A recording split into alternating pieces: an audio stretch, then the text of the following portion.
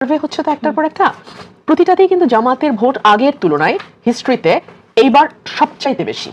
এবং প্রথম আলোর যেই একদম সর্বশেষ যেই জরিপ যেটা হলো সেখানেও কিন্তু জামাতের ভোট অবিশ্বাস্য। এতটা ভোট জামাতের হিস্ট্রিতে, বাংলাদেশের হিস্ট্রিতে কখনো ছিল না। এর কারণ কি? এর অনেকগুলো কারণ আছে, কিন্তু এর প্রথম এবং প্রধান কারণ হলো গত 15 বছর মানে প্রতিটি কাজে, প্রতিটি পদক্ষেপে তৎকালীন সরকার যেভাবে মুক্তিযুদ্ধকে ব্যবহার করেছে, ব্যবহার করে পলিটিক্যাল ফায়দা নিয়েছে, পলিটিক্যাল ফায়দা নেওয়ার সিলসিলাতে নিজের দলের যারা একেবারে চিহ্নিত যুদ্ধের সঙ্গে তাদের কোনো সম্পর্ক নেই, অন দি আদার হ্যান্ড বিপরীত দিকে যাদের অবস্থান ছিল, তাদেরকে মুক্তিযোদ্ধা বানানো হয়েছে। মুক্তিযোদ্ধার একেবারে মানে গ্রাম, ইউনিয়ন, ওয়ার্ড লেভেল পর্যন্ত তারা ঘরে ঘরে তাদের নিজস্ব লোকদেরকে মুক্তিযোদ্ধা বানিয়ে সমস্ত বেনিফিট দিয়েছে।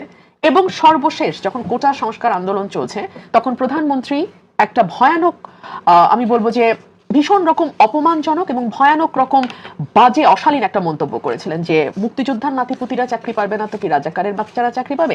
এই যে কথায় কথায় বাংলাদেশের একটা বৃহৎ জনগোষ্ঠীকে, আমি শুধু জামাতের কথা বলছি না, যারা আওয়ামী লীগ সরকারের সাথে ছিল না তাদেরকে আদার্স করে দেয়া, তাদেরকে রাজাকার শাবক বানিয়ে ফেলা, অথচ দেখা যাবে তাদের প্রত্যেকের পরিবারে, হ্যাঁ আমি জামাতের কথা বলছি না, বারবার বলছি, যারা আওয়ামী লীগের দুঃশাসন, ভোট কারচুপি, গুম, বিচার বহির্ভূত হত্যার সমালোচনা করেছে বা অ্যাটলিস্ট আওয়ামী লীগের নৌকায় গিয়ে ওঠে নাই, তাদেরকে এই যে রাজাকার শাবক ট্যাগ দিয়ে যাচ্ছে তাই আচরণ করা, এটাকে বাংলাদেশের মানুষ ভালো চোখে দেখে নাই। এবং বিশেষ করে তরুণ প্রজন্ম, নতুন প্রজন্ম যারা, তারা একেবারেই ভালো চোখে দেখে নাই। এটা গেল এক। দুই হলো তরুণ প্রজন্মের মধ্যে আরেকটা বিষয় একই সঙ্গে কাজ করেছে, সেটা হচ্ছে ভারতের ব্যাপারে একটা তীব্র বৈরী মনোভাব।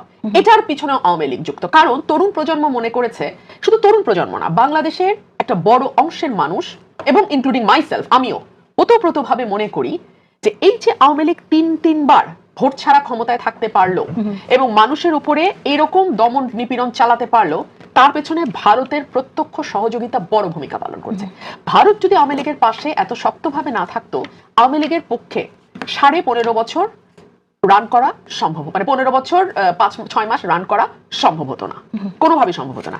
তিন হচ্ছে জামাত রাইটলি রংলি মানুষকে বোঝাতে সক্ষম হয়েছে যে এখন যারা জামাতে ইসলাম করে তারা মুক্তিযুদ্ধের পরের প্রজন্ম, কারণ একটা জেনারেশন তো চলে গেছে বয়সের কারণে। কি তাই? আমি সেই তর্কে পরে ঢুকছি, আমি মানুষ কি বলে সেটা বলছি, যে একটা বড় অংশ মনে করে যে এই নতুন প্রজন্মের জামাতে ইসলাম, সুতরাং তাদের গায়ে সেইভাবে আপনি যুদ্ধাপরাধের ট্যাগ দিতে পারবেন না। আর এর মধ্যে যেটা আওয়ামী লীগ করেছে সেটা হলো জুডিশিয়াল নানান মানে মিস্টেকের মধ্যে দিয়ে গিয়ে হলেও ফাঁসি কার্যকর করেছে জামাতের নেতাদের।